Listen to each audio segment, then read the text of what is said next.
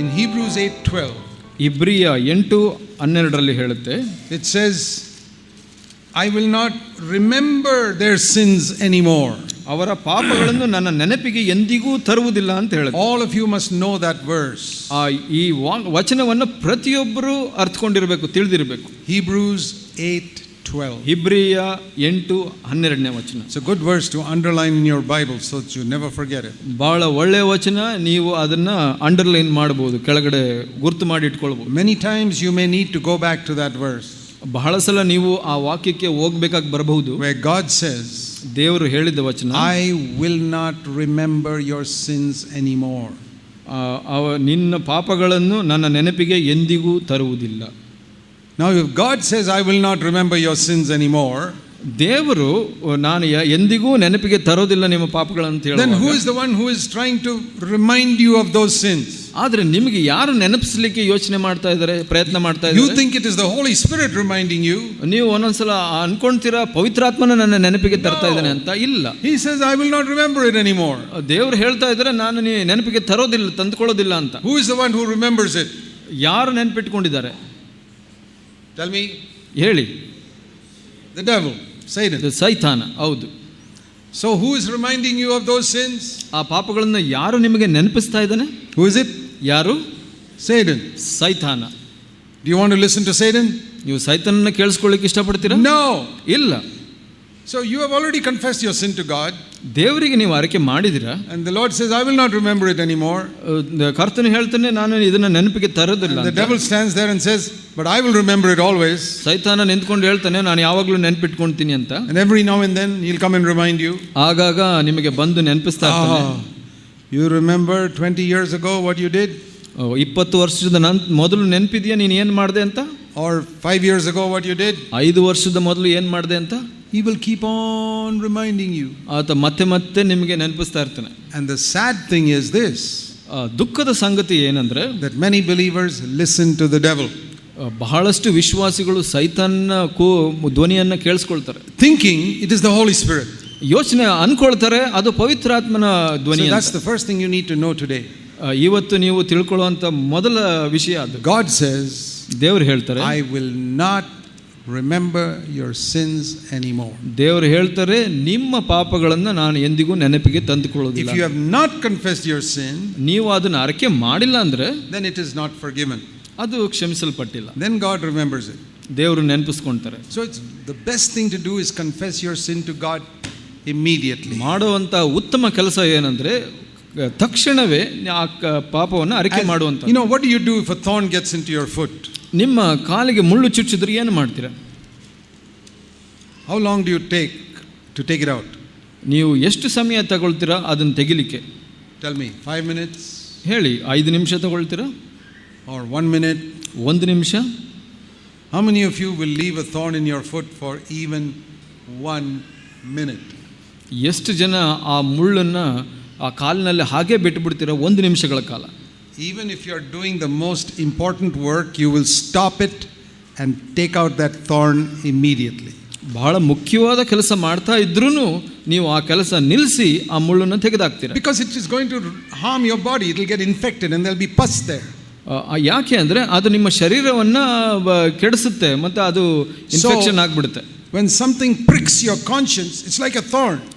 ನಿಮ್ಮ ಮನಸಾಕ್ಷಿಯನ್ನು ಚುಚ್ಚುತ್ತೆ ಯಾವುದಾದ್ರೂ ಅಂದರೆ ಅದು ಮುಳ್ಳು ಥರ. How to take it out? ಅದನ್ನು ಹೇಗೆ ತೆಗಿಬೇಕು?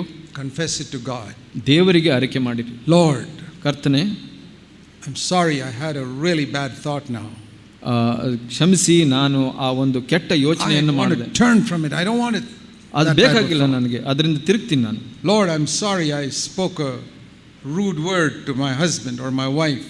ನನ್ನ ಹೆಂಡತಿಗೆ ಗಂಡನಿಗೆ ನಾನು ತುಂಬಾ ಗಟ್ಟಿಯಾದ ಮಾತನ್ನು ಆಡಿದೆ, ನೋಯಿಸಿದೆ ನಾನು.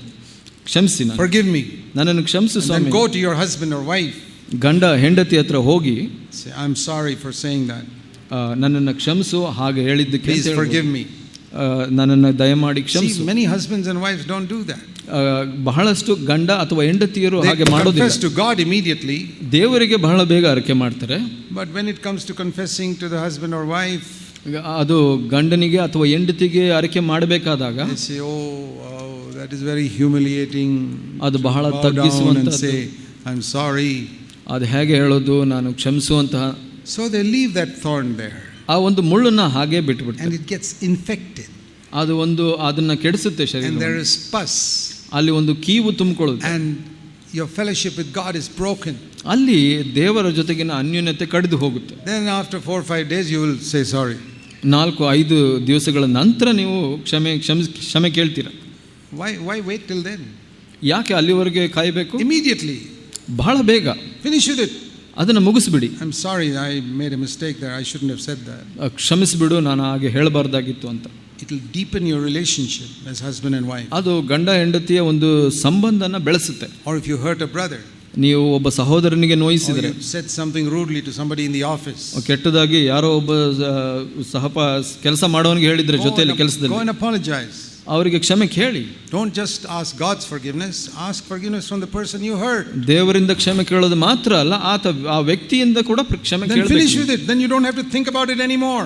ಅದನ್ನ ಮುಗಿಸ್ಬಿಡಿ, ಮತ್ತೆ ಅದ್ರ ಬಗ್ಗೆ ಯೋಚನೆ ಮಾಡಬೇಕಾಗಿಲ್ಲ. Let the devil think what he likes. ಸೈತಾನ ಏನು ಬೇಕಾದ್ರೂ ಯೋಚನೆ ಮಾಡಲಿ. God has said, I will not remember it anymore. ದೇವರು ಹೇಳಿದ್ರು ನಾನು ಯಾವತ್ತೂ ನೆನಪಿಸಿಕೊಳ್ಳೋದಿಲ್ಲ ಅಂತ. Now I want all of you to do that to all the sins that you can remember in your life.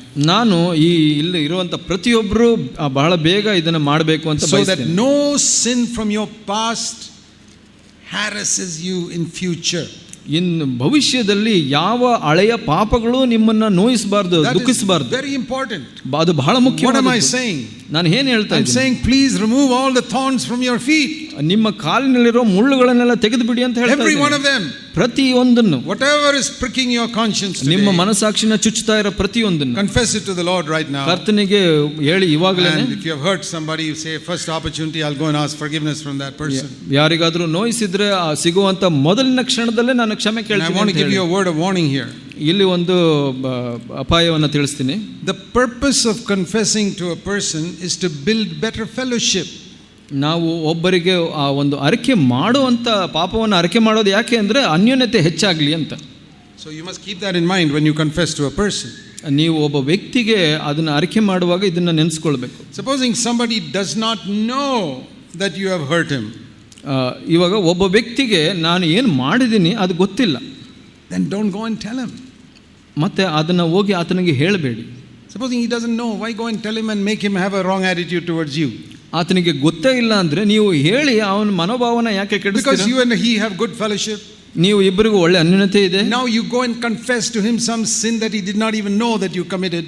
ನೀವು ಒಂದು ಪಾಪವನ್ನು ಆತನಿಗೆ ಅರಿಕೆ ಮಾಡ್ತೀರಾ, ಆತನಿಗೆ ಗೊತ್ತೇ ಇರೋದಿಲ್ಲ ಅವನು ಮಾಡಿದಿರ ಅಂತ. That will spoil your relationship with him. ಅದರಿಂದ ಒಂದು ಸಂಬಂಧವನ್ನ ಕೆಡಿಸ್ಕೊಳ್ತೀರಾ. So then you have to be wise. ಅಲ್ಲಿ ಒಂದು ಜ್ಞಾನಿಗಳಾಗಿರಬೇಕು. Because some people are very foolish. ಬಹಳ ಮೂರ್ಖರಾಗಿರ್ತಾರೆ ಕೆಲವರು.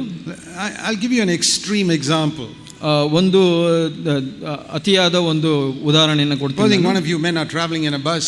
ನೀವು ಒಂದು ಬಸ್ನಲ್ಲಿ ಪ್ರಯಾಣ ಮಾಡ್ತಾ ಇದ್ದೀರಾ. And you lust with your eyes after some girl sitting on the other side. ಒಂದು ಹುಡುಗಿ ಕುಳಿತುಕೊಂಡಿದ್ದಳನ್ನ ಆಕೆಯನ್ನು ಮೋಹಿಸ್ತೀರಾ ನೀವು ಮನಸ್ಸಿನಲ್ಲಿ. And you go to her. ನೀವು ಆಕೆ ಹತ್ರ ಹೋಗ್ತೀರಾ. And I say, I'm sorry sister, I just lusted after you 5 minutes ago. ಸಹೋದರಿ, ನಾನು 5 ನಿಮಿಷದ ಮೊದಲು ನಿನ್ನನ್ನು ನೋಡಿ ಮೋಹಿಸಿದೆ ಅಂತ ಹೇಳ್ತೀರಾ. And she slaps you on your face. ನಿಮ್ಮ ಕೆನ್ನೆಗೆ ಸರಿಯಾಗಿ ಕೊಡ್ತಾಳೆ. You deserve it for your stupidity. ಅದಕ್ಕೆ ಅರ್ಹರಾಗಿದ್ದೀರಾ ನಿಮ್ಮ ಮೂರ್ಖತನಕ್ಕೆ. Don't do foolish things like that. ಹಾಗೆ ಮೂರ್ಖತನವನ್ನು ಮಾಡಬೇಡಿ. Okay, you did something wrong but she doesn't know about it. ನೀವು ಮಾಡಿರಬಹುದು, ಆಕೆಗೆ ಗೊತ್ತಿಲ್ಲದೆ ಇರಬಹುದು. Confess it to God. ದೇವರಿಗೆ ಅರಿಕೆ ಮಾಡಿ. So if another person does not know in some other situation that you did something wrong, ನೀವು ಇನ್ನೊಂದು ಸನ್ನಿವೇಶದಲ್ಲಿ ಏನೋ ಒಂದು ಮಾಡಿದ್ರೆ ಅದು ಆತನಿಗೆ ಗೊತ್ತಿಲ್ಲದೆ you have to ask ಇರಬಹುದು. yourself, ನೀವು ಕೇಳಬೇಕು ನಿಮಗೆ. Supposing I confess it to this person, will it build our fellowship or spoil our fellowship? ನೀವು ಕೇಳಬೇಕು, ಇದನ್ನ ಆತನಿಗೆ ಹೇಳೋದ್ರಿಂದ ನಮ್ಮ ಅನ್ಯೋನ್ಯತೆ ಹೆಚ್ಚಾಗುತ್ತಾ ಅಥವಾ ಕಡಿಮೆ ಆಗುತ್ತಾ? If you feel if I confess it will spoil our fellowship, definitely. ನಿಮಗೆ ಅನಿಸುತ್ತೆ ಇದು ಹೇಳೋದ್ರಿಂದ ನಮ್ಮ ಅನ್ಯೋನ್ಯತೆ ಕಡಿದು ಹೋಗುತ್ತೆ, ಕೆಡುತ್ತೆ ಅಂತ ಅಂದ್ರೆ then say, Lord, ನಂತರ ಹೇಳಿ, I'll tell him about it when I come to heaven. ನಾನು ಪರಲೋಕಕ್ಕೆ ಬಂದಾಗ ಅದರ ಬಗ್ಗೆ ಹೇಳ್ತೀನಿ ಸ್ವಾಮಿ. Because then our fellowship will not be spoiled. ಆವಾಗ ನಮ್ಮ ಅನ್ಯೋನ್ಯತೆ ಕೆಡೋದಿಲ್ಲ. Now if I tell it will make it worse. ಇಲ್ಲಿ ನಾನು ಹೇಳ್ಬಿಟ್ರೆ ನಮ್ಮ ಅನ್ಯೋನ್ಯತೆ ಸಂಬಂಧ ಕೆಡುತ್ತೆ. I'm saying this to liberate you. ನಾನು ಯಾಕೆ ಹೇಳ್ತಾ ಇದ್ದೀನಿ ಅಂದ್ರೆ ನಿಮಗೆ ಮುಕ್ತಿಗೊಳಿಸಲಿಕ್ಕೆ, that ಸ್ವತಂತ್ರಗೊಳಿಸಲಿಕ್ಕೆ. is another way the devil will harass you. ಯಾಕೆ ಅಂದ್ರೆ ಅದು ಒಂದು ರೀತಿಯಲ್ಲಿ ಸೈತಾನ ನಿಮ್ಮನ್ನು ಆಕ್ರಮಣ ಮಾಡ್ತಾನೆ. Confess that. Go and confess the person. ನೀನು ಹೇಳು, ಅವನಿಗೆ ಅರಿಕೆ ಮಾಡು ಅಂತ ನಿಮ್ಮನ್ನು ತಳ್ತಾ ಇರ್ತಾನೆ. Spoil your fellowship with that person. ಯಾಕೆ ಅಂದ್ರೆ ನಿಮ್ಮ ಆತನೊಂದಿಗೆ ಸಂಬಂಧವನ್ನು ಕೆಡಿಸಲಿಕ್ಕೆ ಅವನು ಇಚ್ಛೆ ಪಟ್ಟಿದ್ದಾನೆ. So keep this in mind. ಇದನ್ನ ನೀವು ಮನಸ್ಸಿನಲ್ಲಿ The devil's aim is to harass you first of all, make you feel condemned. ಸೈತಾನನ ಮೊದಲ ಹೆಜ್ಜೆ ಏನಂದ್ರೆ ನಿಮ್ಮನ್ನ ಅದನ್ನ ನೆನೆಸ್ಕೊಂಡು ನೀವು ಖಂಡಿಸ್ಕೊಳ್ಬೇಕು. Because of past sin that maybe you already confessed 10 times. ನೀವು ಹಳೆಯ ಒಂದು ಪಾಪ ಒಂದು 10 ಸಲ ನೀವು ಅರಿಕೆ ಮಾಡಿರ್ಬೋದು ದೇವರಿಗೆ. And the second thing the devil tries to do is spoil your fellowship with somebody. ಎರಡನೇ ವಿಷಯ ಏನಂದ್ರೆ ಆತ ಇನ್ನೊಬ್ಬನಿಗೆ ಅರಿಕೆ ಮಾಡು ಅಂತ ಹೇಳ್ತಾನೆ. ಯಾಕೆಂದ್ರೆ ನಿಮ್ಮ ಸಂಬಂಧ ಕೆಡಿಸ್ಲಿಕ್ಕೆ. Not only remember that God does not remember your past sin. ನೀವು ದೇವರು ನನ್ನ ಪಾಪಗಳನ್ನ ನೆನಪಿಸ್ಕೊಳ್ಳೋದಿಲ್ಲ ಅನ್ನೋದು ಮಾತ್ರ ಯೋಚನೆ ಮಾಡೋದಲ್ಲ. Also remember. ಹಾಗೆ ನೆನೆಸ್ಕೊಳ್ಳಿ that God is wanting to build you to build your fellowship with others. ಹಾಗೆ ನಿಮ್ಮ ಒಬ್ಬರೊಬ್ಬರಿನ ಸಂಬಂಧ ಅನ್ಯೋನ್ಯತೆಯನ್ನು ಬೆಳೆಸಲಿಕ್ಕೆ ದೇವರು ಇಷ್ಟಪಡ್ತಾರೆ. to be wise. ದೇವರು ನೀವು ಜ್ಞಾನಿಗಳಾಗಬೇಕು ಅಂತ ಬಯಸ್ತಾರೆ.